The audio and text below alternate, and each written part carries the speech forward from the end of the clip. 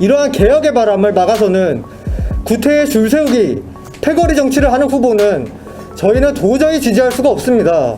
청년들은 북한에 대한 경각심과 민주당식 퍼주기 정책에 대한 분노는 어르신들의 그것과 전혀 다를 것이 없습니다. 천안함 사건, 공무원 살해 사건에 가장 크게 분노한 것이 저희 청년들입니다. 국민 모두가 남북정상회담에 환호하던 그때 위장평화쇼라는 말을 했다가 우리 당 사람들에게 몰매를 맞고 쫓겨난 사람이 홍준표입니다. 그때 다른 후보들은 도대체 어디서 무엇을 하고 있었습니까? 문재인 정부권의 인기를 편승하여 홍준표를 비난하던 게 지금 당내 후보들 아닙니까? 이재명 지사와 윤석열 후보는 저희는 똑같다고 생각을 합니다. 모두 오해이고 누명이라 말합니다. 과연 그것이 모두 오해와 누명일까? 저희는 의구심이 있습니다.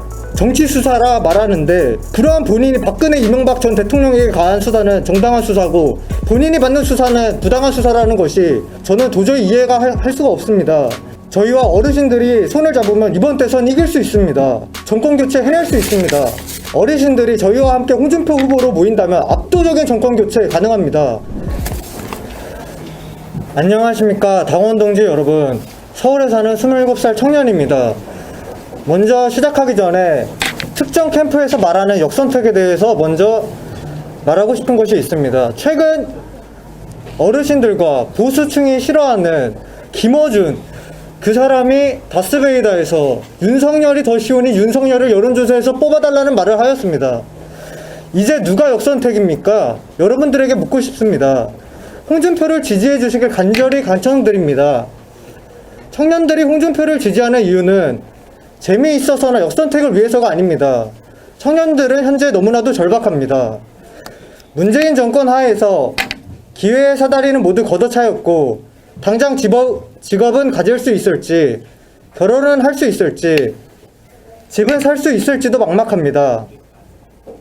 어르신들께서 못 먹고 굶으면서도 꿋꿋이 지켜온 나라가 무너지고 있습니다.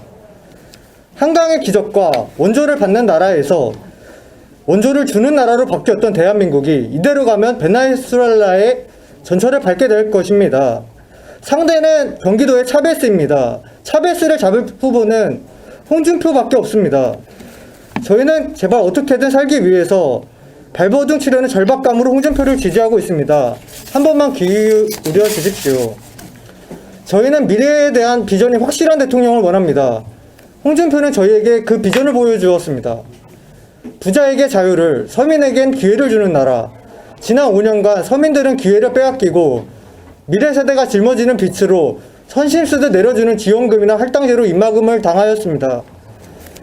부자들은 정당한 방법으로 번 돈조차 이중과세, 삼중과세 등으로 빼앗기고 그 빼앗긴 돈은 서민들이 아닌 운동권과 시민을 위하지 않는 시민단체의 주머니만 채워주었습니다.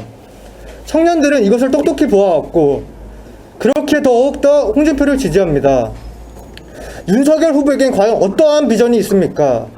저희는 지금까지 줄 세우기식 구태 정치가 아닌 진정한 의미의 정치개혁을 원합니다. 홍준표 후보는 단 한 번도 계파 정치를 한 일이 없습니다. 오직 국민만 바라보고 정치를 하였습니다. 그렇기에 앞으로 국민의힘과 보수정당이 나아갈 정당개혁과 정치개혁을 당 지도부와 함께 만들어갈 대통령 적임자는 홍준표 후보뿐입니다. 그에 반해 저희 미래세대가 간절히 원하는 이러한 개혁의 바람을 막아서는 구태의 줄 세우기, 패거리 정치를 하는 후보는 저희는 도저히 지지할 수가 없습니다. 저희는 대북 간의 확실한 대통령을 원합니다. 문재인 정권 하에서 위장평화쇼를 위해 북한에 퍼준 돈이 대체 얼마입니까? 청년들은 북한에 대한 경각심과 민주당식 퍼주기 정책에 대한 분노는 어르신들의 그것과 전혀 다를 것이 없습니다. 천안함 사건, 공무원 살해 사건에 가장 크게 분노한 것이 저희 청년들입니다. 국민 모두가 남북정상회담에 환호하던 그때 위장평화쇼라는 말을 했다가 우리 당 사람들에게 몰매를 맞고 쫓겨난 사람이 홍준표입니다. 그때 다른 후보들은 도대체 어디서 무엇을 하고 있었습니까?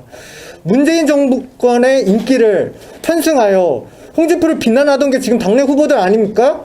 천안함 사과 없이 북한과 만나겠다는 후보, 남북미 연락소를 설치하겠다는 후보, 사드 3부를 폐기할 수 없다는 그러한 후보의 대북관을 저희는 믿을 수가 없습니다. 북한에게 강경하게, 미국과는 친하게, 자국민에게 따뜻하게 대할 후보가 홍준표라 믿기에 청년들은 홍준표를 지지합니다. 저희는 민노총, 정교조를 때려부술 대통령을 원합니다.